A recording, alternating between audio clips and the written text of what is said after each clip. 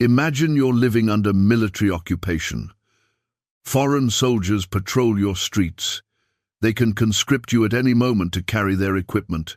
They mock your religion, tax you into poverty, and execute your people for sport. Your brother was killed at a protest. Your sister was assaulted at a checkpoint. Your father's shop was burned because he couldn't pay the protection money. Now imagine someone stands up and says, "Love your enemies. Pray for those who persecute you." What would you do? Would you call them naive, a coward, a collaborator with the oppressor? Would you assume they simply don't understand the depth of the evil you're facing? This is precisely the situation in which Jesus of Nazareth uttered those words. And here's what almost no one tells you. This wasn't a suggestion to be nice. It wasn't about feeling warm, fuzzy emotions toward people who hurt you. It wasn't even primarily about personal relationships. This was one of the most politically explosive, socially subversive, and dangerous statements anyone could make in the Roman Empire. People have been killed for less. And the fact that we've turned it into a soft, sentimental platitude about being polite to difficult neighbors reveals how thoroughly we've defanged one of the most revolutionary ideas in human history. Today, we're going to recover what made love your enemies so dangerous that it could get you executed. We're going to understand why both the oppressive empire and the armed resistance movement saw this teaching as an existential threat.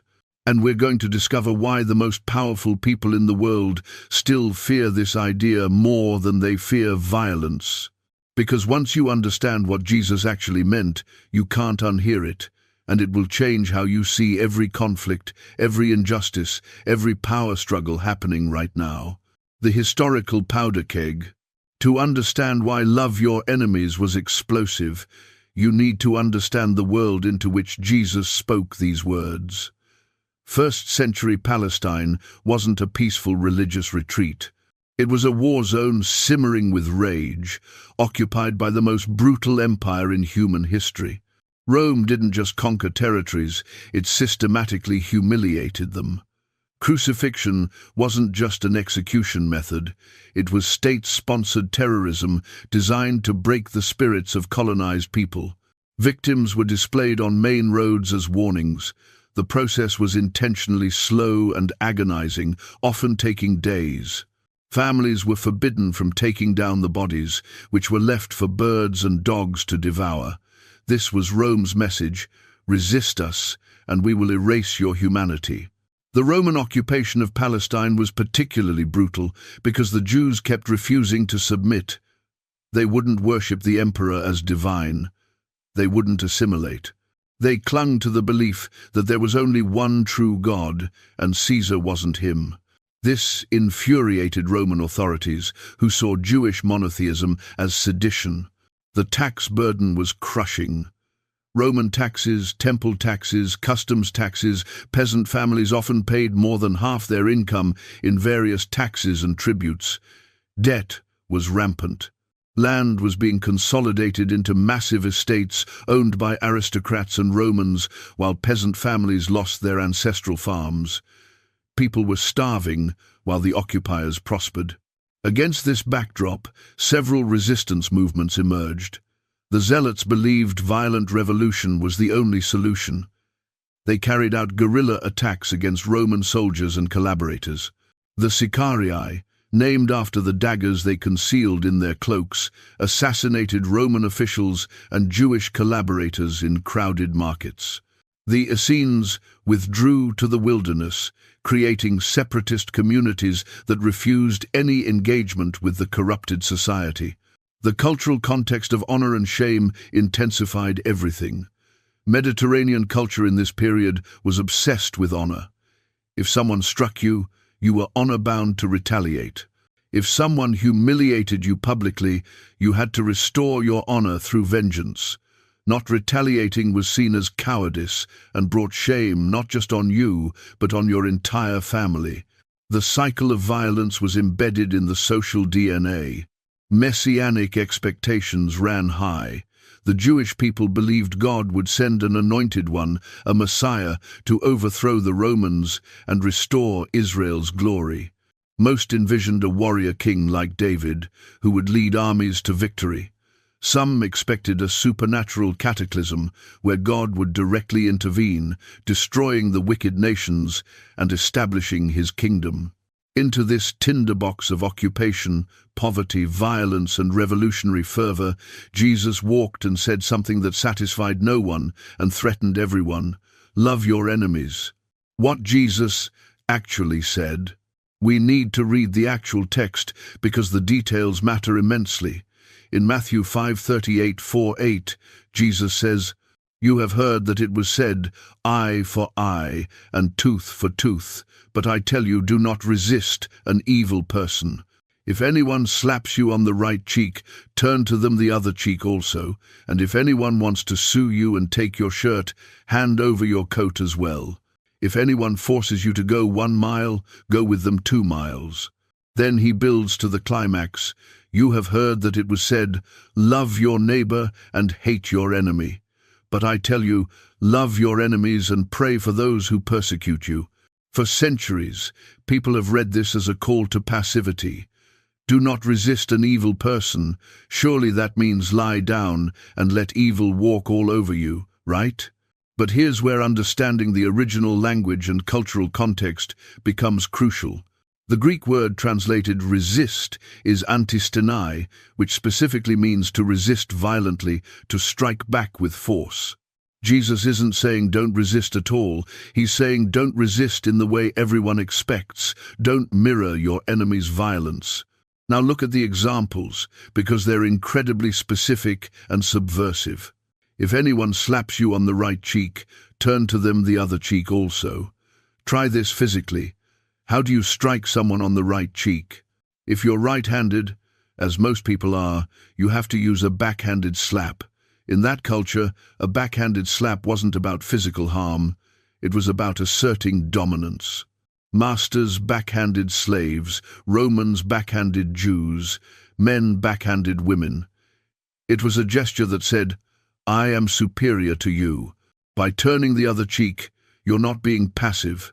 You're making a statement, I am a human being, I have dignity. Try again.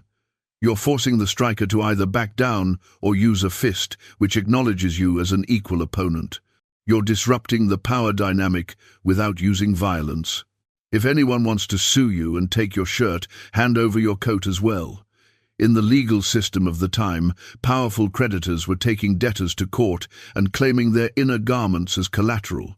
Jesus says, give them your outer garment too, which would leave you completely naked. This isn't masochism. In Jewish culture, nakedness brought shame not primarily on the naked person, but on those who looked upon them. You're exposing the cruelty of the system by taking it to its logical extreme. You're making a public spectacle of injustice. If anyone forces you to go 1 mile, go with them 2 miles. Roman soldiers could legally compel civilians to carry their equipment for 1 mile. This was a constant humiliation. But Roman military law also limited this to 1 mile. Forcing someone beyond that could get a soldier in trouble. By offering to go a 2nd mile, you're seizing agency. You're no longer a victim being coerced, you're a person making a choice. You're turning the tables psychologically while also potentially getting the soldier in trouble with his superiors. Each of these examples demonstrates creative resistance that exposes injustice, preserves dignity, and refuses to accept the binary of violent retaliation or passive submission. Jesus is offering a 3rd way, the triple threat. This teaching was a triple threat because it undermined 3 different power structures simultaneously. First, it threatened Rome. Empires depend on a predictable cycle. They brutalize people, and people either submit in fear or resist with violence, which justifies more brutalization. This is the system that maintains control. When occupied people become compliant, they're conquered. When they become violent, they can be crushed militarily and condemned as savages who need civilizing. But what happens when people refuse both options? What happens when they resist without violence? expose injustice through creative non-cooperation, and maintain their dignity without giving the empire a reason to bring down the full force of military might? It's destabilizing. It reveals the emperor has no clothes. Roman power rested on the assumption that might makes right, that violence is the ultimate authority. People who face violence with love, not weakness, but genuine, costly love, expose the bankruptcy of violence itself. They show that violence doesn't have the final word, that there's a power it cannot touch. Rome couldn't easily martyr people who loved their executioners. The propaganda value was all wrong. When revolutionaries died cursing Rome, it confirmed the narrative of Roman strength. But when Christians went to their deaths praying for their killers, forgiving them, refusing to hate it, planted seeds of doubt in the imperial myth. Some of those executioners eventually converted. Second, it threatened the zealots and revolutionary movements. They had a clear strategy, armed resistance leading to divine intervention and Jewish victory.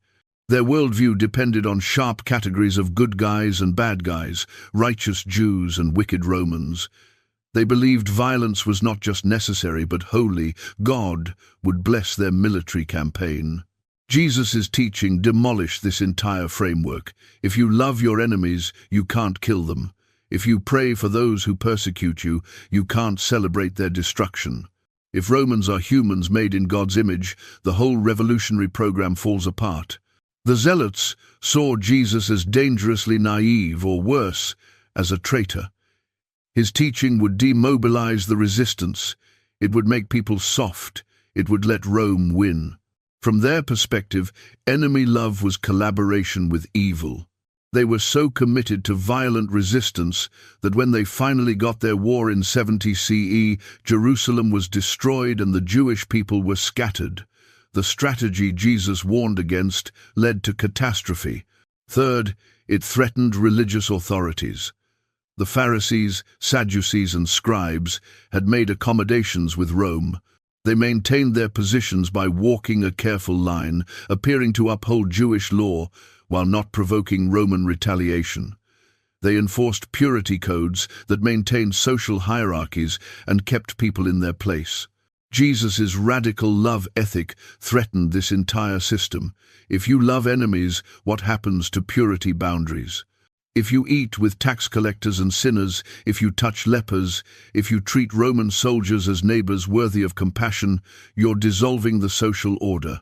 The religious leaders had built their authority on being gatekeepers of who was in and who was out. Jesus was erasing the gate. Moreover, this teaching revealed the hypocrisy of religious authorities who talked about God's love while harboring hatred for their enemies. It exposed that their religion was more about maintaining power than actually embodying the justice and mercy they claimed to represent. Jesus was politically impossible. He was too radical for the establishment, too peaceful for the revolutionaries, and too subversive for the empire. That's precisely what made him dangerous. The genius of non-violent resistance. There's a brilliant psychological and social power in what Jesus is proposing. To understand it, we need to recognize that all oppressive systems depend on a binary. You're either the oppressor or the oppressed, the master or the slave, the victor or the victim. The system works as long as everyone accepts these categories and plays their assigned role. Violence between these categories doesn't threaten the system, it reinforces it. When the oppressed fight back with violence, it confirms the oppressor's narrative that force is necessary, that the oppressed are dangerous and must be controlled. The violence justifies more violence. The cycle perpetuates. But when someone refuses to accept either position in the binary, when they decline to be either victim or victimizer, the whole system short-circuits. Think about it psychologically. When you dehumanize your enemy, when you reduce them to a monster or a tyrant, you actually give them enormous power over you. Your identity becomes defined in opposition to them. Your purpose is to resist them. They occupy your thoughts, fuel your rage, shape your decisions. In a real sense, they control you. But when you love your enemy, you break that control. You refuse to let their evil define you. You assert your own agency and moral integrity independent of their actions. You stop giving them the power to determine who you will be. This doesn't mean you approve of their actions or stop resisting injustice, but you resist from a place of strength rather than reactive hatred. You resist because of what you stand for, not just what you stand against. Socially, enemy love is even more powerful. Oppressive systems depend on making oppression seem inevitable, natural, or justified. They need the oppressed to internalize shame and the oppressors to believe in their own superiority. When the oppressed respond with dignity, creativity, and love, they shatter both illusions simultaneously.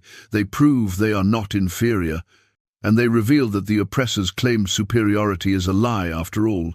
Who is acting more nobly? History bears this out. Gandhi's non-violent resistance didn't just achieve Indian independence, it morally bankrupted the British Empire. You can't sustain a narrative of the civilizing mission when colonized people are behaving more ethically than the colonizers. The British couldn't maintain the illusion that they were bringing civilization to India when Indians were demonstrating greater moral courage than British soldiers. The American civil rights movement understood this deeply. When peaceful protesters were attacked by police dogs and fire hoses, when black children faced screaming mobs to integrate schools, when freedom riders were beaten for sitting in white waiting rooms and responded with dignity and restraint, they exposed the moral ugliness of segregation in a way that armed resistance never could have. Martin Luther King Jr. explicitly drew on Jesus' teaching. He understood that the point wasn't to be passive, but to resist evil without becoming evil, to break the cycle of hatred without submitting to injustice. This is why empires fear this approach more than violence. They have strategies for dealing with violence. They have weapons, propaganda, military tactics. But how do you crush people who won't hate you? How do you justify brutality against people who pray for you? How do you sustain an empire when its moral foundation is exposed as hollow? How we domesticated it. So how did one of the most dangerous teachings in history become a bland platitude about being nice? It started early.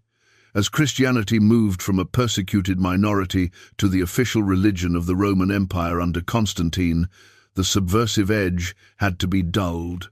You can't run an empire on enemy love. You can't maintain military dominance while praying for your enemies. So the teaching was reinterpreted. It became individualized and spiritualized. Love your enemies was about personal relationships, not political resistance. It was about having kind feelings, not disrupting unjust systems. It was about the afterlife, not this world. When the church became powerful, it started teaching that enemy love meant obedience to authority. Slaves should love their masters by serving them well. Colonized people should love their colonizers by not resisting. Women should love abusive husbands by submitting. The revolutionary teaching that threatened empire became a tool of empire. We replaced love with nice, but niceness is about social harmony and avoiding conflict. Love, as Jesus taught it, is about willing the good of the other, even at cost to yourself. Sometimes love is confrontational, sometimes it exposes evil, sometimes it disrupts comfortable arrangements. Jesus wasn't nice to the money changers in the temple. He wasn't nice to religious hypocrites. But he loved them enough to risk their hatred by telling them the truth. Modern Christianity often presents enemy love as a feeling-based ethic. Try to have warm emotions toward people who hurt you. But that's not what Jesus commanded. He commanded action. Bless those who curse you. Do good to those who hate you. Pray for those who persecute you. These are choices, not feelings. You can choose these actions even when the feelings aren't there. We also made it utterly individual. But Jesus wasn't just talking about personal slights. He was addressing systemic evils, Roman occupation, corrupt tax systems, exploitative legal structures. His examples were about soldiers, courts, and debtors. This was social ethics. not just personal morality. Perhaps most insidiously, oppressive systems co-opted this teaching. Slave owners quoted, "Love your enemies" to enslaved people. Colonizers used it to pacify indigenous resistance. Abusers wielded it to keep victims compliant. The teaching that was meant to empower the oppressed was twisted into a weapon of oppression. When we lost the subversive edge, we lost something essential. Enemy love that doesn't challenge injustice isn't enemy love. It's complicity dressed up in spiritual language. What it really costs. We need to be brutally honest about what genuine enemy love requires, because it's not easier than violence, it's harder. Violence is natural. When someone hurts you, every instinct screams for retaliation. Your body floods with adrenaline. Your brain categorizes the person as a threat to be eliminated. The satisfaction of revenge is deeply encoded in human psychology. Hatred feels righteous, especially when you've been genuinely wronged. Loving your enemy costs you that satisfaction. It costs you the moral simplicity of having a clear villain. It costs you the solidarity that comes from shared hatred. It costs you the identity that comes from victimhood. It also requires something much more difficult than violence. You have to remain open-hearted in the face of evil. You have to maintain your own humanity while being dehumanized. You have to extend dignity to people who are stripping yours away. You have to keep hoping for transformation in people who show no signs of changing. This is exhausting. It's emotionally and spiritually grueling. It requires a depth of character and strength that most of us don't naturally possess. It requires community support, spiritual practices, and a profound sense of purpose. You can't sustain it alone. The communities that have actually tried to live this way demonstrate the cost. The early Christians faced imprisonment, torture, and execution. Many of them died praying for their killers, refusing to recant or hate. They built communities of radical love that included their persecutors when those persecutors converted. The Anabaptists in the Reformation era refused to take up arms even when being slaughtered for their faith. Thousands were executed. They maintained their witness to enemy love at the cost of their lives. The civil rights movement participants trained extensively in nonviolent resistance. They role-played being spat on, beaten, and cursed so they could practice not retaliating. Many of them were killed. Some broke under the pressure. The psychological toll was immense. There's also the risk of becoming a martyr. Enemy love doesn't guarantee safety. In fact, it often makes you more vulnerable. When you refuse to use violence to protect yourself, when you actively love people who might kill you, you may be killed. Jesus was. Many of his followers were. This isn't theoretical. But here's what those who have walked this path report. There's a freedom in it. When you stop being controlled by hatred, when you refuse to let evil dictate your responses, when you love from a place of moral clarity, you become more fully yourself. You become more fully human. You access a strength that violence can never provide. The cost is real. But so is the power. Modern applications. So, what does this explosive teaching mean for us today? How does it apply to contemporary conflicts? First, we have to distinguish between individual and systemic application. As individuals, we're called to love those who personally harm us. This might mean forgiving a family member who hurt you, showing compassion to a difficult co-worker, or refusing to demonize political opponents. But systemic injustice requires collective resistance. You can love individual police officers while demanding radical reform of policing. You can love individual billionaires while advocating for economic systems that don't allow such concentration of wealth. You can love people in the military while opposing unjust wars. Enemy love doesn't mean accepting injustice. It means resisting it without hatred, working for transformation without demonization, pursuing justice without vengeance. Consider modern conflicts through this lens. In the Israeli-Palestinian conflict, groups like Combatants for Peace bring together former Israeli soldiers and Palestinian fighters who choose dialogue over violence. They don't deny their histories or the injustices, but they refuse to dehumanize each other. They demonstrate that enemy love is possible even in the most intractable conflicts. In the polarized political landscape of many democracies, enemy love means engaging political opponents as fellow humans rather than caricatures. It means listening to understand, not just to rebut. It means advocating for policies while maintaining relationships across divides. It means recognizing that people you disagree with profoundly are still made in God's image. In addressing racism and social justice, enemy love doesn't mean avoiding confrontation. It means speaking truth to power without hatred. It means demanding accountability without seeking revenge. It means working for systemic change while holding on to the possibility of reconciliation. Common objections arise immediately. What about Hitler? Should we have loved the Nazis? Yes, actually. Loving your enemies doesn't mean not stopping them. The Allies were right to stop Hitler militarily, but they were wrong to dehumanize German people. And the difference between defeating Nazi Germany and loving German people afterward showed up in post-war reconstruction. Compassion led to the Marshall Plan and eventual reconciliation rather than the punitive approach after World War I that helped create conditions for World War II. What about self-defense? If someone is attacking me, should I just let them? Self-defense and enemy love aren't contradictory. You can stop someone from harming you or others without hating them. You can use minimal necessary force while still valuing their humanity. The question is whether your defense comes from a place of protecting life or from a desire to harm. Doesn't this just enable abusers? Absolutely not. Loving an abuser means wanting their genuine good, which includes wanting them to stop abusing people. It might mean removing yourself from their presence. It might mean reporting them to authorities. It might mean confronting them.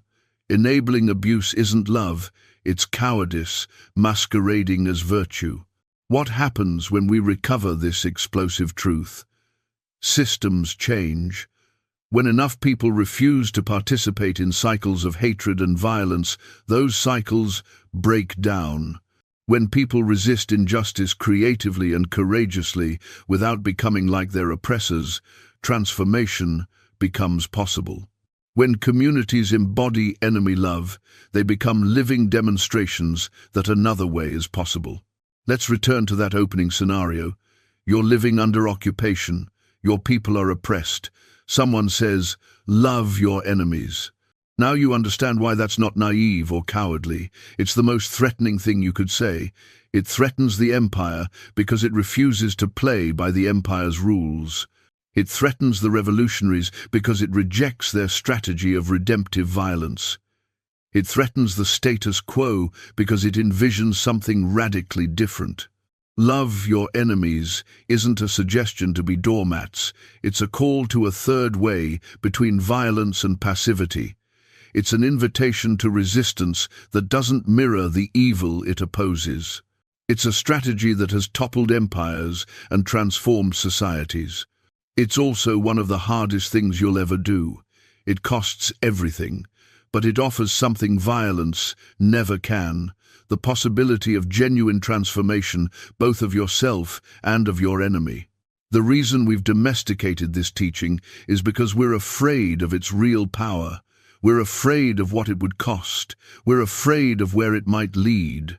We're more comfortable with manageable religion than explosive truth.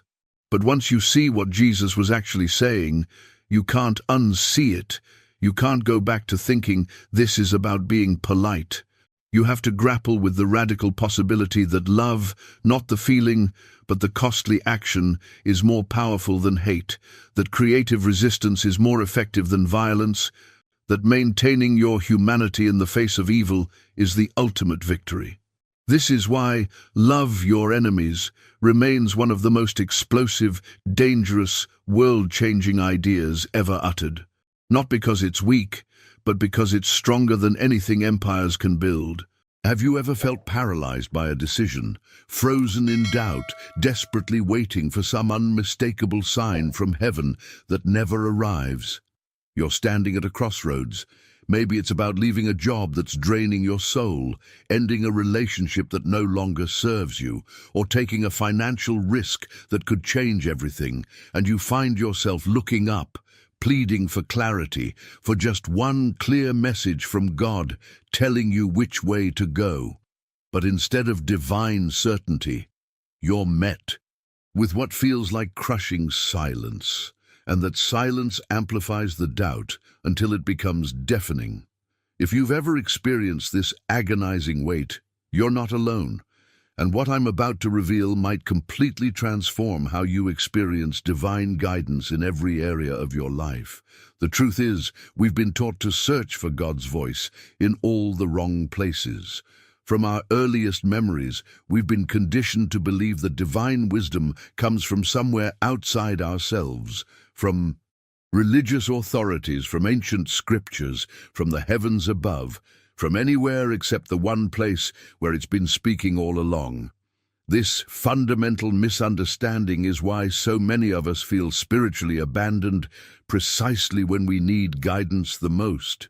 Has this ever happened to you? You face a critical choice about your career, your health, your finances, or your relationships, and instead of hearing clear direction, you're overwhelmed by conflicting thoughts, second-guessing every option, tormented by the fear of making the wrong decision.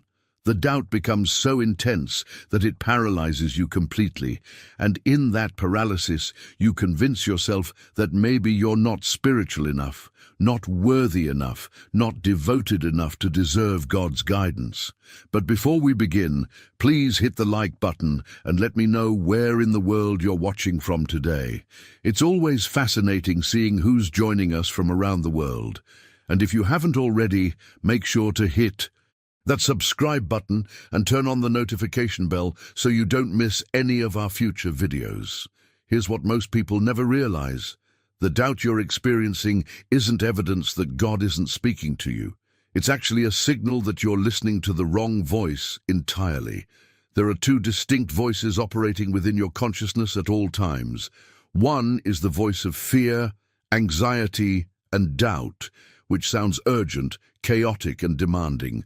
The other is the voice of divine wisdom, which speaks with quiet certainty, gentle clarity, and unshakable peace. The problem isn't that God's voice is absent, it's that we've never learned to distinguish it from the noise of doubt that drowns it out. Stay with me until the end of this teaching, because what you're about to discover will fundamentally shift how you make decisions, not just in moments of crisis, but in the countless small choices that shape your daily experience. The 5 daily shifts we're going to explore aren't complicated spiritual practices requiring hours of meditation or years of training. They're simple, practical adjustments in awareness that anyone can implement immediately, and they have the power to silence doubt and reveal the inner voice that's been guiding you all along. Now, I want to go even deeper into what makes this transformation so radically different from everything else you've tried. The voice you've been seeking in the clouds, in church buildings, in the words of spiritual teachers, and sacred texts has been closer to you than your own heartbeat this entire time. Think about that for a moment. While you've been looking outward, straining to hear some distant voice from the heavens, divine wisdom has been flowing through your consciousness like a river that never stops moving. The kingdom of heaven isn't a destination you need to reach through years of spiritual practice or religious devotion. It's not reserved for saints or mystics or those who've achieved some elevated status. It's already inside you right now, in this very moment, whether you're aware of it or not. This revelation changes absolutely everything about how you approach decisions. Most of us have been taught that accessing divine guidance requires tremendous effort, longer prayers, deeper meditation, more intense devotion, stricter discipline. We exhaust ourselves trying to become worthy enough, spiritual enough, pure enough to finally deserve God's attention. But here's the hidden truth that might actually surprise you. The straining itself is creating the very problem you're trying to solve. The harder you try to grasp divine wisdom through sheer force of will, the more internal noise you create that drowns out the gentle voice already speaking within you. It's like trying desperately to remember someone's name. The more you force it, the more elusive it becomes. But the moment you relax and stop pushing, it surfaces effortlessly. I create these videos for seekers ready to move beyond surface-level spirituality into genuine transformation.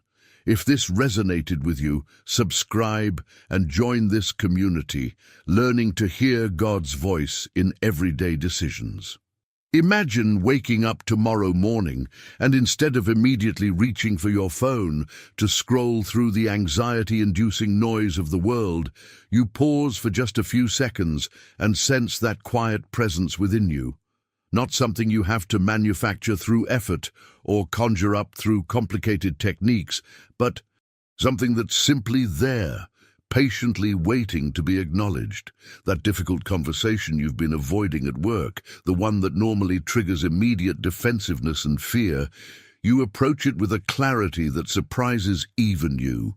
The financial decision that's been keeping you awake at night, generating endless scenarios of catastrophe in your mind, suddenly the right path becomes obvious, not through obsessive analysis alone, but through an inner knowing that transcends mere calculation.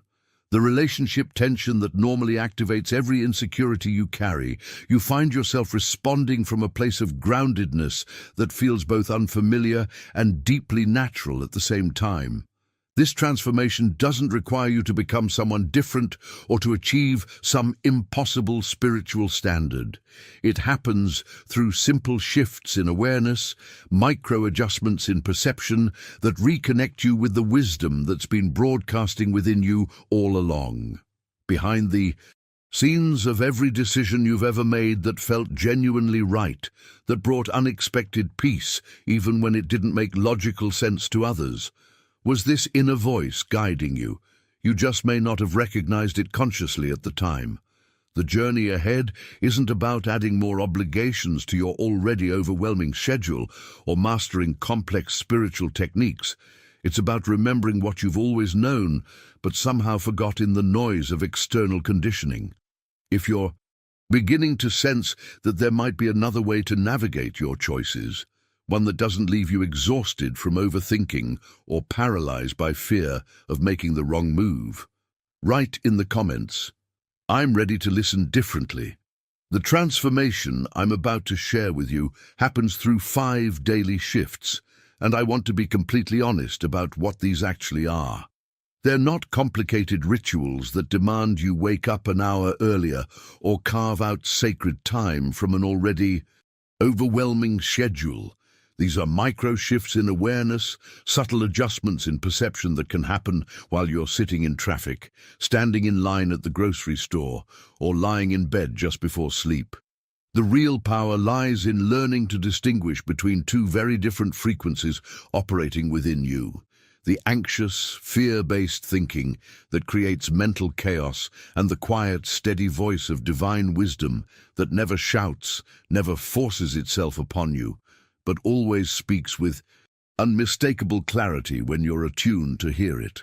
The first shift is going to surprise you because it contradicts everything our achievement-oriented culture has taught us about spiritual growth. We've been conditioned from every direction to believe that hearing God's voice requires tremendous effort, that we need longer prayers, more intense devotion, stricter discipline, deeper sacrifice. We push ourselves harder, trying to prove we're worthy enough, dedicated enough, spiritual enough to finally deserve divine guidance. But here's the transformative truth that changes the entire journey. The strain itself is creating the very problem you're trying to solve. Every time you try grasping divine wisdom through effort alone, through sheer force of spiritual willpower, You're actually generating more internal noise that drowns out the gentle voice you're desperately seeking. Think about how this plays out in your actual experience.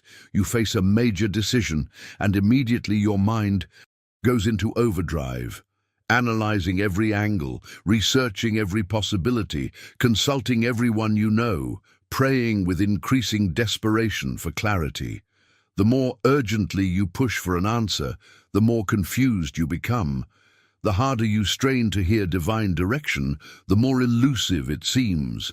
It's exactly like trying to remember a name that sits just beyond your conscious reach. The more you force it, clench your mind around it, demand that it appear, the further away it drifts. But the moment you release the strain, the moment you stop pushing and simply relax into receptivity, suddenly the name surfaces effortlessly, as if it was there all along waiting for you to get out of your own way. Divine guidance operates on this exact same principle. The kingdom of heaven within you isn't playing some cosmic game of hide and seek, testing whether you can pray intensely enough or meditate long enough to finally break through some invisible barrier. The wisdom you need is already broadcasting continuously, like a radio station that never goes off the air, transmitting on a frequency that becomes crystal clear the moment you stop straining and simply recognize what's already present. This shift from effort to awareness, from forcing to allowing, from achieving to receiving, fundamentally changes how you experience every decision point in your life. Behind the scenes of what looks like sudden clarity or unexpected insight is often just this dynamic: consciousness relaxing, enough to perceive what was always there. If this understanding about releasing the strain and choosing simple recognition resonates with something you've experienced, write in the comments, "I choose awareness over effort." Your mornings hold a power that most people completely overlook, and understanding this could be the single most impactful shift in how you access divine guidance throughout your entire day. Those first few seconds after you wake up, before your mind floods with the day's demands, before anxiety about pending decisions creeps in, before you reach for your phone and immediately immerse yourself in everyone else's reality, that's sacred ground. And here's what makes this so revolutionary. This isn't about adding another obligation to your morning routine or setting your alarm earlier to squeeze in some complicated spiritual practice. It's about a simple recognition that takes less time than checking your first text message. Before your feet even touch the floor, tomorrow morning, pause for just one breath and silently acknowledge this truth: the kingdom of heaven is within me right now, and divine guidance is my natural state of being. These aren't magical incantations or empty words you're repeating mindlessly. They're recognition statements that align your awareness with reality, establishing a foundational frequency that colors everything that follows. That meeting where you need to make a difficult decision, you enter it already anchored in divine wisdom, rather than operating from anxiety. The conversation that usually triggers your most reactive patterns, you approach it from a completely different foundation. The financial choice that normally paralyzes you with fear, you navigate it with access to clarity that your panic-driven mind simply cannot perceive. What most people get completely wrong about spiritual practice is thinking that transformation requires intensity and drama. We live in a culture obsessed with breakthrough moments and life-altering peak experiences, so we approach our spiritual growth the same way. We wait until we hit a crisis, then throw ourselves into hours of desperate prayer, hoping that sheer intensity will finally crack open the heavens and deliver the guidance we need. But here's the hidden truth behind genuine transformation. 5 minutes of gentle daily recognition will reshape how you hear divine guidance far more profoundly than occasional marathon sessions fueled by panic and fear. Your consciousness doesn't respond to dramatic overhauls the way our achievement culture suggests. Instead, it operates like a garden. You don't ignore the plants for weeks and then dump gallons of water on them in a single desperate attempt at revival. That approach creates damage, not growth. Real cultivation happens through small amounts of consistent nourishment, and the garden naturally flourishes. Your ability to distinguish God's voice from the noise of doubt works exactly the same way. Each time you pause to recognize that inner presence, each morning you begin with that simple acknowledgement. You're making subtle adjustments to your spiritual receptors, gradually tuning yourself to divine frequency with increasing precision. The journey isn't about occasional heroic efforts. It's about consistent micro-shifts that accumulate into profound transformation over time. If you're beginning to see how small, consistent practices could change everything about how you make decisions, write in the comments, "Consistency creates clarity." The transformation becomes tangible when you understand how these principles apply to the actual moments of your day. Throughout any given day, you encounter dozens of decision points that happen so quickly you barely register them as choices at all. Your boss delivers criticism that normally triggers immediate defensiveness. Traffic makes you late for an important meeting, and panic starts flooding your system. An unexpected bill arrives in your inbox, and financial anxiety grips your chest. These moments seem to happen to you, as if you have no control over how they unfold. But there's something remarkable happening that most people never notice. You have approximately 3 seconds before your conditioned responses take over completely. 3 seconds. That's the window where choice actually exists, where you can insert awareness into situations that previously triggered automatic reactions. In those 3 seconds, even 30 seconds if you can create the space, you have the opportunity to return to that inner kingdom we've been discussing, accessing divine clarity that sees beyond the surface appearances of whatever challenge you're facing. This is the sacred pause, and it's where the second major shift reveals its power in perhaps the most fear-inducing area of human experience: decisions about your health and well-being. If you found value in what we explored together, consider tapping that like button, not for algorithms, but as a quiet acknowledgement between us that this conversation mattered. Think about what happens when your body sends signals that trigger immediate fear. You notice an unusual symptom, a persistent pain, something that just feels off. Within seconds, your mind spirals into worst-case scenarios. You're researching symptoms online, each search result confirming darker possibilities. Your entire focus narrows exclusively to the physical problem, and here's what's crucial to understand. In this state of panic, your spiritual awareness shuts down completely. The connection to inner guidance that was available just moments before becomes inaccessible, drowned out by the deafening noise of fear. You make decisions about your health from this place of terror, and those decisions carry a completely different quality than choices made from peace. The second shift happens when you learn to pause before allowing panic to hijack your consciousness entirely. Before you spiral into catastrophic thinking, before fear closes off your access to divine wisdom, you create sacred space by recognizing a deeper truth. In the kingdom of heaven within you, only wholeness and divine perfection exist. Now, this isn't about denying physical reality or rejecting medical wisdom that would be foolish and dangerous. It's about creating the internal environment where God's voice can speak clearly about your well-being, guiding you toward appropriate action from a foundation of peace rather than terror. The decisions you make about seeking care, choosing treatments, managing symptoms, all of these carry profound impact when they emerge from clarity rather than panic. Behind the scenes of what many call healing is often this exact dynamic: consciousness aligned with divine wholeness, creating pathways for well-being that remain completely blocked when fear dominates awareness. If you've experienced how fear can completely shut down your ability to hear clearly in health situations, write in the comments, "Peace guides my healing." This same principle of creating sacred pause before fear takes over becomes absolutely critical in another area, where panic drowns out divine guidance more quickly than almost anywhere else: your relationship with money and provision.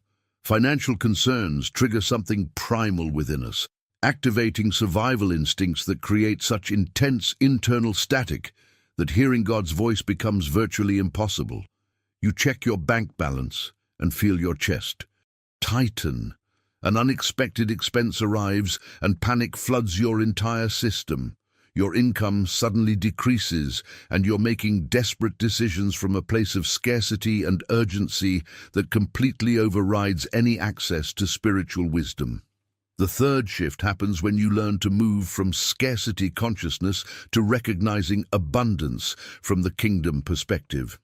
Divine substance isn't limited by what's currently in your account, or what the economy is doing, or what your employer decides. It's infinite and omnipresent, and here's what revolutionizes your financial experience. Your actual encounter with provision primarily reflects your consciousness, not just external economic conditions. This doesn't mean positive thinking magically creates money, or that you ignore practical financial planning. That would be naive.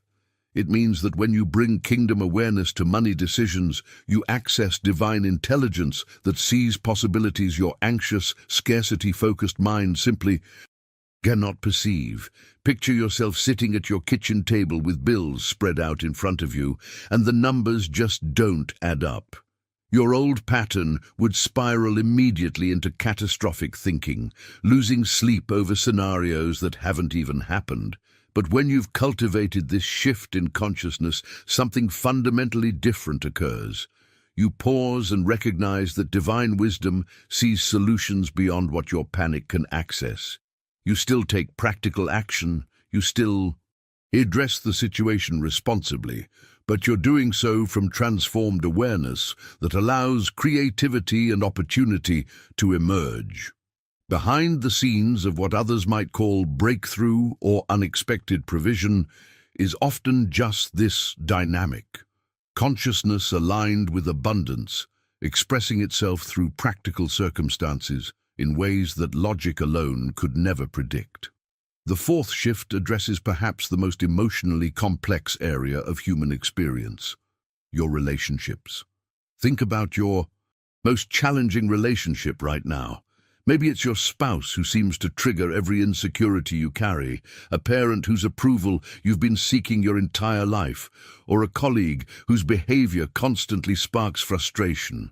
Your conditioned response focuses entirely on what's wrong with them, how they need to change, why they're making your life difficult, what you wish they would finally understand.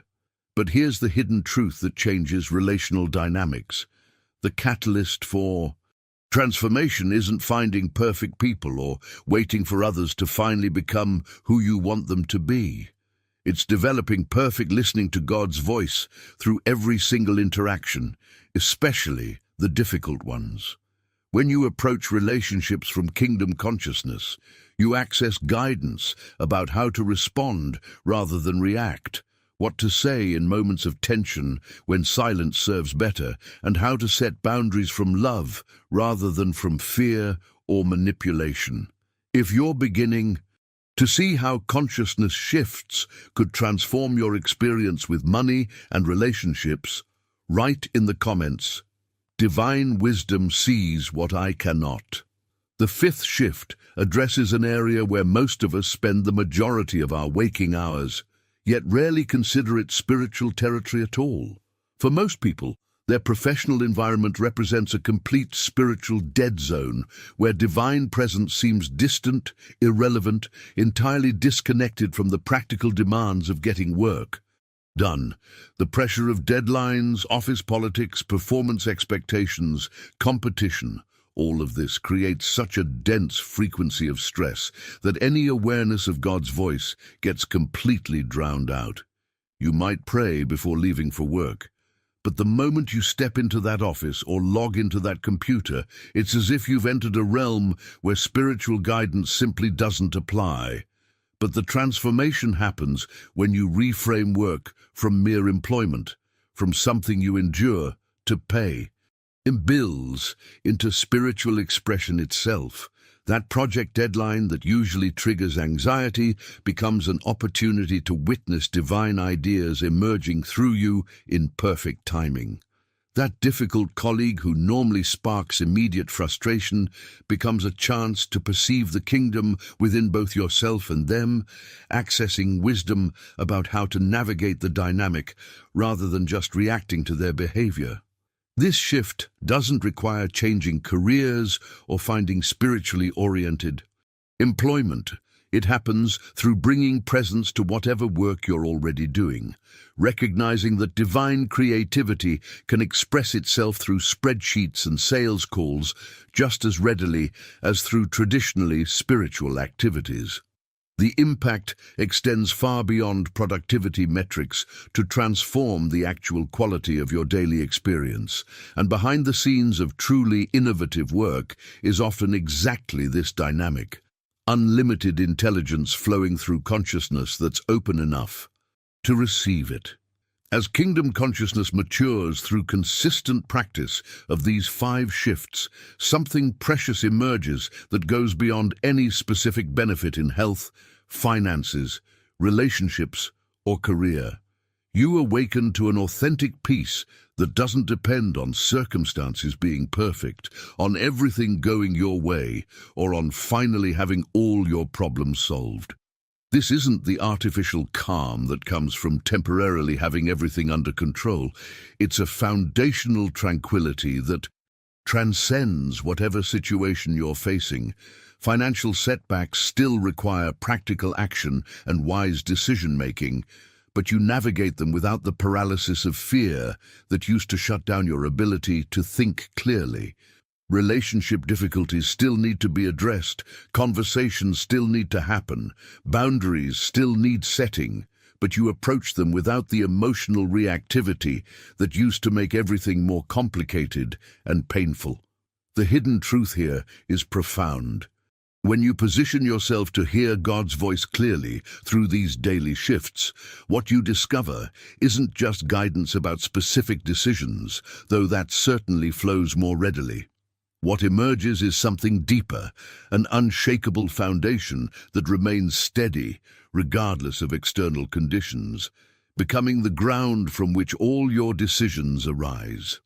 If you're sensing how this foundation of peace could transform not just your decisions, but your entire experience of life, write in the comments, "Peace is my foundation." Now, I want to be completely honest with you about what this journey actually demands, because the pathway to silencing doubt and hearing God's voice clearly requires something that challenges everything our instant gratification culture has conditioned us to expect. This transformation unfolds through consistent commitment regardless of immediate results.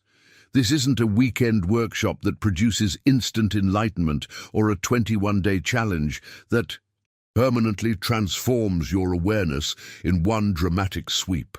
The journey is different for everyone, and understanding this removes so much unnecessary frustration and self-judgment that derails people before they ever experience the breakthrough waiting just beyond their impatience.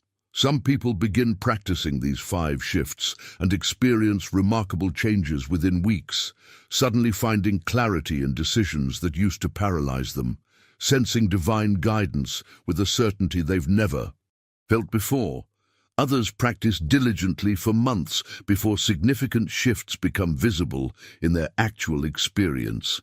A few grow impatient when miracles don't materialize on their preferred timeline and abandon the practice altogether, never discovering what was just beginning to emerge beneath the surface of their awareness. The decisive factor between these different experiences isn't spiritual talent or some kind of divine favoritism where God likes certain people more than others. It's Simple persistence, the willingness to continue recognizing that inner presence, even when immediate evidence doesn't scream validation at you. Think about the most meaningful transformations in your own life. Did any of them happen overnight? Real change, the kind that fundamentally reshapes your experience rather than just creating temporary excitement, almost always unfolds through accumulated small decisions rather than singular dramatic moments. Your consciousness works exactly the same way, gradually tuning itself to divine frequency with increasing precision through consistent practice. Each morning you pause for that simple recognition. Each sacred moment you insert awareness into a reactive pattern. Each time you choose peace over panic in health or financial decisions. These aren't insignificant gestures. They're making subtle adjustments to your spiritual receptors that compound over time into profound transformation. But here's perhaps the most liberating truth of everything. We've explored together, and this removes every excuse, eliminates every barrier between where you are right now and the guidance you're seeking. You can begin this very moment, exactly where you are, with whatever understanding you currently possess. You don't need to master complex theology first, or accumulate years of meditation experience, or achieve some elevated spiritual status before you're qualified to hear God's voice. The kingdom of heaven exists within you right now, at this very moment, exactly as you are. Even 3 seconds of genuine acknowledgement creates space for divine clarity to emerge through whatever decision you're facing. Your ability to hear divine guidance isn't something you need to build through years of arduous effort. It's something you simply recognize as already complete within your consciousness, already broadcasting, already available to you in this breath. If you're ready to begin this journey right now, without waiting for perfect conditions or more. Spiritual preparation. Write in the comments, "I begin today." If you've stayed with me through this entire journey, you're exactly the kind of person this message was meant to reach. There's something in you that's already awakening to these truths, already recognizing the divine presence that's been speaking within you all along. That recognition brought you here, and it's going to continue guiding you forward in ways you can't even imagine yet. I create these videos for people like you seekers, who are ready to move beyond surface-level spirituality into genuine transformation, into actually hearing God's voice in the practical, everyday decisions that shape your life. If this teaching resonated with something deep inside you, if even one insight shifted your awareness, I'd love for you to subscribe and join this community of people learning to live from this consciousness. Each video we explore together translates these profound spiritual truths into steps you can actually implement today, not someday when you're more ready or more spiritual. If this message felt like it was speaking directly to your heart, if you sense you were meant to hear this today, write in the comments, "This message was meant for me." Your acknowledgement, your story, your recognition might be exactly what another person scrolling through needs to hear to begin their own awakening. There's real power in declaring these truths, even if it's just through a few typed words. And if you found value in what we explored together, if this conversation created even a small shift in how you understand divine guidance, consider tapping that like button, not for algorithms or numbers, but as a quiet acknowledgement between us that this conversation mattered, that these truths still have power to transform lives in our distracted, anxious world. There's a video right here about maintaining this connection to divine guidance, even when life gets overwhelming, when circumstances seem to contradict everything we've discussed today. It's a natural continuation of this journey, showing you how to sustain this awareness through the challenges that inevitably arise. Click and continue with me over there as we go deeper into living from this consciousness. Until we meet again, remember, The kingdom of heaven is within you right now, and God's voice is already speaking. You're simply learning to recognize what has always been true. Beloved, the presence of God is not something to be summoned or persuaded. It is here, always here, flowing as the very essence of your being. Yet how often we build walls within ourselves and then cry out that we are separate from the source. The infinite river of divine energy never stops its movement. It is only our resistance, our self-made dams, that keep it from entering consciousness. To stop blocking God's flow, the first step is silence. Be still, not as one seeking reward, but as one resting in trust. When thought ceases its restless motion, the eternal whisper of spirit becomes audible. The noise of desire and fear must subside, for God's current is delicate. It cannot be heard above the roar of human will. Second, release judgment. Every criticism, every resentment, every lingering sense of unworthiness creates density in the soul. As light cannot enter a closed room, divine love cannot inhabit a heart filled with judgment. Forgive, not for another's sake, but that you may dissolve the shadow that hides the presence from your sight. Third, surrender control. Stop trying to shape life according to your plans and definitions. The divine intelligence knows what you need before you could name it. When you cease directing the flow, you discover it has been guiding you all along. Fourth, cultivate gratitude, not as a mental exercise, but as a recognition of truth. Gratitude affirms that the source is already pouring forth. It shifts awareness from what seems lacking to what eternally is, and in that acknowledgement, abundance expands naturally. Fifth, live in awareness. The presence is not an experience you have and lose. It is the fabric of existence itself. Train your perception to rest in the now. Each moment becomes a sacred revelation when you stop reaching into the future or clinging to the past. Do not strive to find God. Strive to remove that which hides God from your sight. The kingdom is not distant. It is the consciousness of divine flow realized. When you no longer block it with fear, control, or resistance, you will see that the river was never outside you. It was always your own life unfolding in perfect, infinite grace. Here are 5 keynotes capturing the essence of the speech. How to stop blocking God's flow. 5 steps to let divine energy in. The presence is already here. God's flow never stops. Only human resistance and self-created barriers prevent us from experiencing it. Silence opens the channel.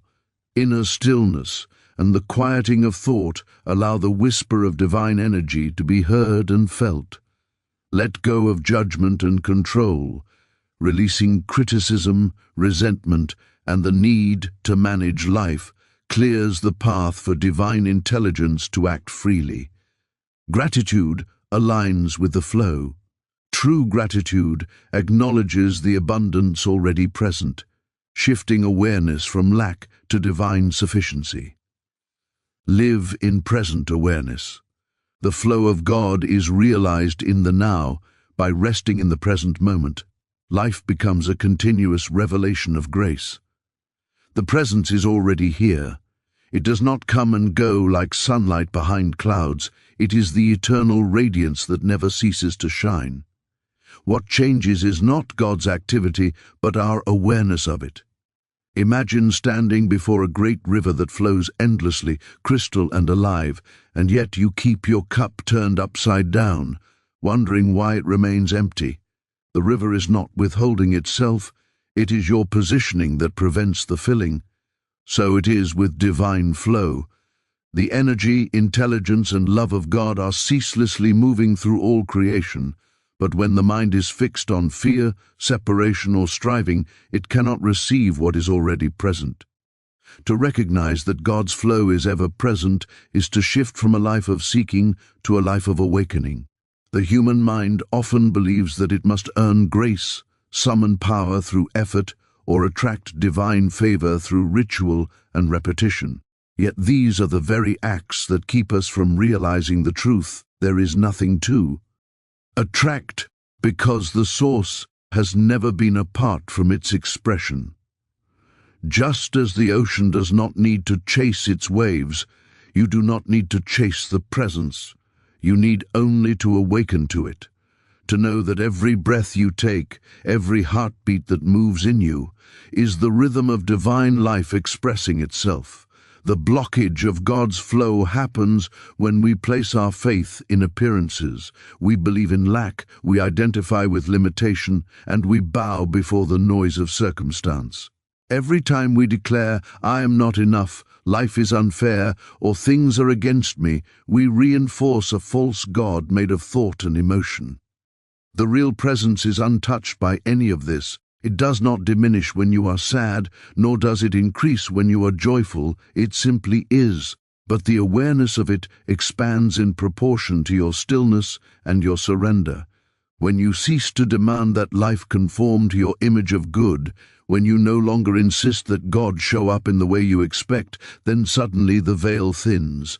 You realize that every moment was filled with divine activity, but your mind was too busy trying to manage the current to notice. The work, then, is not to reach for God, but to remove the inner noise that makes you deaf to the whisper already within. As you begin to rest in this understanding, peace arises. You stop trying to fix the world and start perceiving it as the living body of spirit. You no longer seek miracles. You see that life itself is the miracle. The presence becomes not a distant deity, but the pulse of being that sustains every atom, every leaf, every soul. To live in that awareness is to flow effortlessly with divine energy, to be carried rather than to carry yourself. In truth, there is no separation to overcome. There is only a veil of thought to dissolve. When that veil lifts, when even for an instant you glimpse the eternal presence that is both within and around you, you know the truth of freedom, that God's flow was never absent. It is the life you are, living, the breath you are breathing, and the consciousness through which you behold it all. Silence opens the channel through which divine energy flows freely into awareness. The human mind is often crowded with thoughts that compete for attention, worries, plans, regrets, and judgments, and in this constant noise, the soft voice of spirit is drowned out. It is not that God is absent, but that the mind is too occupied with its own echoes to perceive the still presence beneath them. Silence is not merely the absence of sound, it is the presence of receptivity, the inner quiet that allows the divine rhythm to be heard. When one learns to enter this silence, not through strain or effort, but through surrender, the flow of divine energy becomes as natural as breathing. The sacred quiet is not found by isolating oneself from the world, but by withdrawing attention from its turbulence. The stillness of spirit exists even in the midst of movement, and the one who learns to rest inwardly amid outer noise discovers that peace is not dependent on circumstance. It is an inner state, a sanctuary always available, waiting only to be entered. To enter it, one must cease striving, cease asking, pleading, and demanding that God speak, and instead listen with the heart. True listening is not an act of will but of surrender, an openness that expects nothing yet receives all. When silence is practiced sincerely, the mind begins to slow its spinning. Thoughts arise, but they no longer carry authority. Feelings pass, but they no longer disturb the surface of consciousness. In this quiet awareness, the divine presence makes itself known, not as words, not as visions, but as an unmistakable peace that fills every corner of being. It is as if an invisible current begins to move through you, uniting your breath, your heartbeat, and your perception with something vast and timeless. In silence, the illusion of separation starts to dissolve. You no longer perceive yourself as a body trying to reach a distant God. Instead, you sense that you are part of the same infinite stillness that sustains the stars. The walls of individuality grow transparent, and through them the light of divine awareness shines effortlessly. This is the state in which inspiration, guidance, and healing arise, not because you summoned them, but because you finally stopped resisting their natural arrival. Silence reveals the futility of noise-driven spirituality. Many believe they must speak words of affirmation or perform rituals to bring divine help closer, yet these are often acts of fear disguised as devotion. The presence cannot be invoked by sound, it is realized in quiet recognition. When you stop trying to make something happen, you create the space in which the eternal movement of God can express itself through you. The less you do, the more you are acted upon by the unseen intelligence that governs all creation. Even a few moments of deep silence each day begin to change the texture of life. The mind grows softer, reactions become slower, and the heart becomes more transparent. What once provoked anxiety now passes like wind through open space. The inner calm starts to radiate outward, touching the environment and those around you. Without speaking a word, you become a conduit for peace, and through you, the divine energy flows unimpeded. This silence is not an escape from life, but a return to the essence of life itself. It is the state in which divine energy meets human awareness and merges as one. When you live from this quiet center, words, actions, and thoughts arise spontaneously from a place of perfect alignment. You no longer seek to control outcomes because the presence within guides every step. And though the world may remain noisy, your spirit abides in unshakable stillness, through which the eternal current of God continues its effortless, unbroken flow. Letting go of judgment and control is the quiet act of returning to harmony with the divine order that already governs life perfectly. The human mind clings to its opinions, its fears, and its preferences, believing that by controlling outcomes, it can preserve safety or happiness.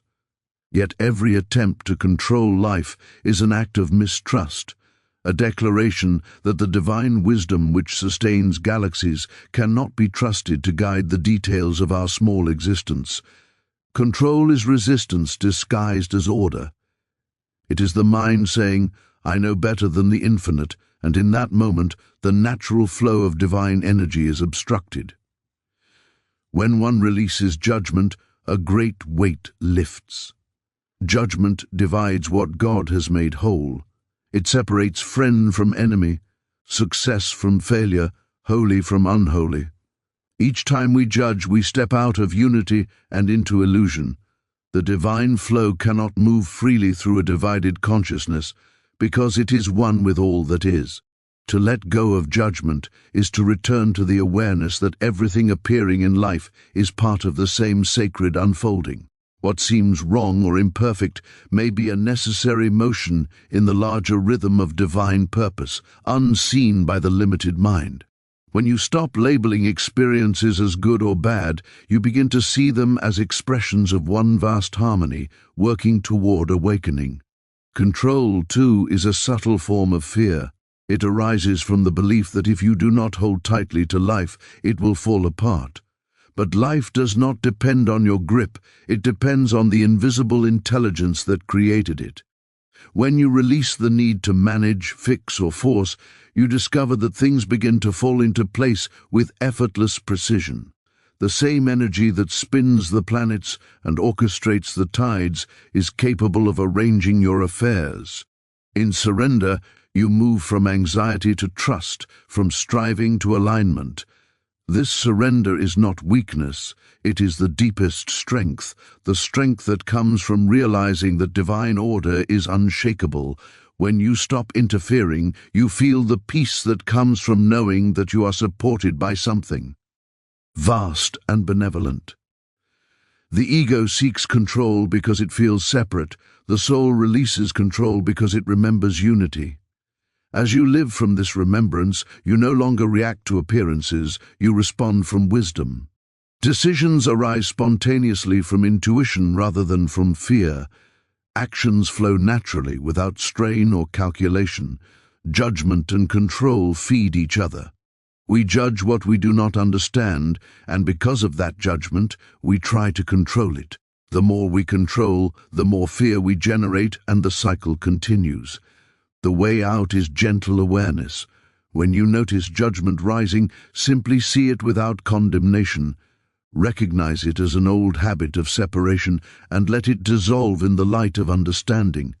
When you feel the urge to control, pause and breathe. Ask yourself whether love or fear is guiding your action. In that pause, divine wisdom enters, and often what once seemed urgent loses all power. As judgment fades, compassion blooms. You begin to see others not as obstacles or threats, but as mirrors of your own unfolding. Compassion softens the heart, and in that softness, divine energy moves easily, bringing healing where rigidity once ruled. When control dissolves, space opens for grace to act. The timing of life becomes perfect. Doors open without effort, and the peace you once sought through control reveals itself as your natural state. The flow of divine energy has never been blocked by life itself. It is blocked only by the insistence of the human will. When judgment and control are released, life reveals itself as a seamless expression of divine intelligence, moving through every circumstance, guiding, healing, and transforming in silence. Gratitude is not a polite response to good fortune. It is the recognition of divine reality. It is the awareness that what we call blessings are not occasional gifts handed down from afar, but the continuous expression of God's presence in and as life itself. Gratitude is not saying thank you for what we have. It is realizing that we are inseparable from the infinite source that never ceases to give. It transforms the heart from a vessel of longing into a channel of receiving. When one lives in gratitude, lack disappears, not because circumstances change, but because perception shifts from separation to fullness. The human mind tends to measure abundance by external possessions or visible success, yet divine abundance is not limited to these forms. It is the spiritual energy that manifests as life, breath, beauty, and love. When gratitude becomes the foundation of awareness, every moment glows with divine sufficiency. You no longer look outward for signs of grace. You see that grace is the ground you walk upon. The flow of divine energy cannot enter a consciousness filled with complaint or discontent, for those attitudes deny its existence. Gratitude, on the other hand, affirms what already is. It turns the heart toward recognition, and recognition opens the door to realization. In truth, gratitude is a form of prayer without words. It does not ask, it acknowledges. It does not seek to bring more into life, for it knows that the fullness of life is already here. When you awaken in the morning and sense the quiet rhythm of your own breath, gratitude arises naturally. It is not for something external, it is for being, for awareness itself. This kind of gratitude is a silent communion with the divine, a moment in which the soul whispers, "I see you everywhere." In that seeing, the illusion of lack dissolves, and the flow of divine energy is felt as peace, joy, and effortless supply. Many believe they must wait for things to improve before they can feel grateful, but this is the inversion of spiritual law. Gratitude is not the result of harmony, it is the cause. When you give thanks in the midst of uncertainty, you align your consciousness with divine order. That alignment shifts the energy around you. The external world, being the mirror of inner awareness, begins to reorganize itself in response to the vibration of appreciation. What once seemed delayed or denied begins to unfold with ease, because the resistance has been removed. Gratitude loosens the tight grip of fear and control, allowing divine intelligence to move unobstructed through your experience. Gratitude also softens the heart. It removes the armor of self-pity and opens the eyes to the beauty of the ordinary. The simple sound of wind through trees, the warmth of a friend's voice, the stillness of evening, all become revelations of the divine presence. When you begin to live this way, you realize that the sacred has never been absent. It was only unnoticed. Gratitude restores the ability to see holiness in everything, to sense the pulse of spirit even in what the world calls mundane. This vision lifts you beyond duality, beyond the division between sacred and secular, gain and loss, good and bad.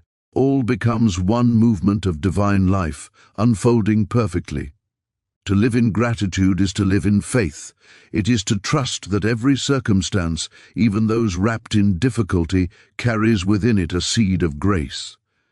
You no longer ask, "Why is this happening to me?" But what truth is this revealing? Gratitude turns adversity into instruction, pain into awakening. It transforms the narrow tunnel of personal desire into the wide horizon of divine vision. When you no longer wait for things to be right before feeling thankful, you discover that they are already right in ways the mind cannot yet comprehend. In this state, gratitude ceases to be a practice and becomes a natural condition of being. It is the song of the soul in tune with its source. Through it, divine energy flows effortlessly, nourishing every aspect of existence, until there is no longer one who gives thanks and one who is thanked. Only the eternal harmony of love, recognizing itself everywhere. Living in present awareness is the quiet art of seeing life as it truly is, unfiltered by memory or expectation.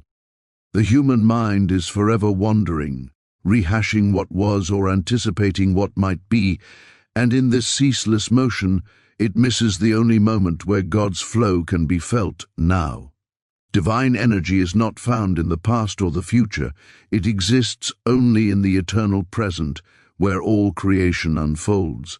When you live in awareness, each breath becomes a doorway to the infinite, and the ordinary reveals its sacred nature. The past dissolves, the future loses its pull, and consciousness rests in the wholeness of being. Awareness is not concentration, it is receptivity. Concentration narrows attention to a single object, but awareness opens to the totality of what is. It does not exclude sound, sensation, or thought. It simply witnesses them without attachment. In that witnessing, the turbulence of the mind begins to calm, and beneath the surface you sense a still presence, vast and unmoving. This presence is not something you create. It is what remains when all effort ceases. It is divine consciousness itself, silently perceiving through you.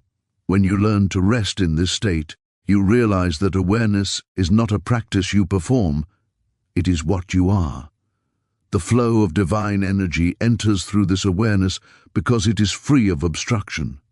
The moment you step outside the present, thinking about what should have been or what might be, you tighten the channel. The mind, in its constant commentary, becomes a veil between you and reality. But when awareness deepens, the veil thins, and everything around you begins to shimmer with life. A simple movement, a sound, or a glance reveals divine intelligence at work. You start to feel that nothing happens by accident, that every experience carries purpose, and that the same presence breathing within you animates all things. Living in awareness is not an escape from responsibility, it is the highest form of participation. When you act from the present, action arises not from compulsion, but from clarity. Decisions made in awareness are infused with wisdom because they come from the source rather than from fear or habit. Life becomes spontaneous and fluid without strain. You are no longer the doer struggling to manage existence, you are the witness through whom divine energy expresses effortlessly. This awareness also transforms your relationship with time.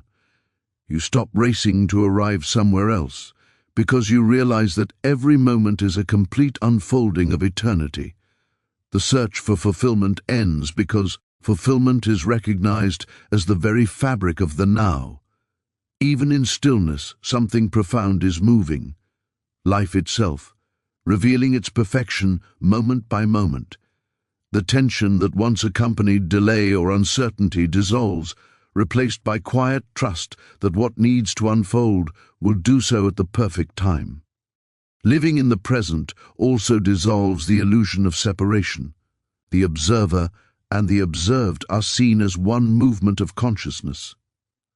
You no longer see yourself as an isolated being surrounded by an external world, but as awareness witnessing itself in infinite forms. This recognition brings humility and compassion. You feel connected to all living things because you perceive that the same divine energy animates every heart, every breath, every blade of grass. In that perception, love becomes effortless, no longer an emotion to cultivate, but a state of being that flows naturally when resistance disappears. As awareness deepens, life's rhythm becomes harmonious. You begin to trust the pauses as much as the movements, the silences as much as the sounds.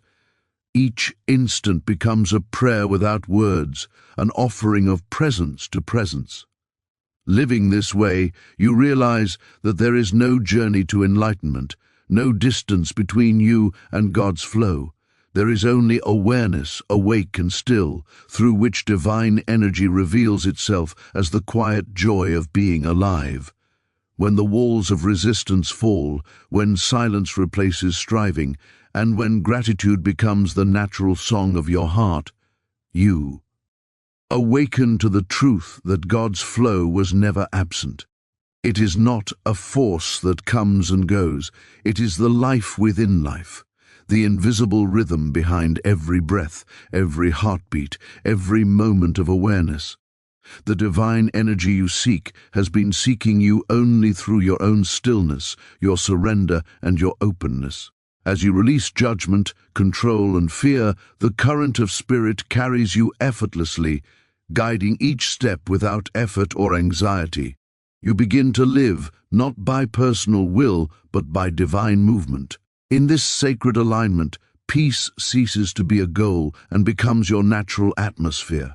You find yourself no longer striving to connect with God, for you realize that you were never apart. And in that realization, life becomes prayer. Every breath a communion, every experience a revelation. The river of divine energy flows through you as you, without interruption or end, quiet, radiant, and eternal.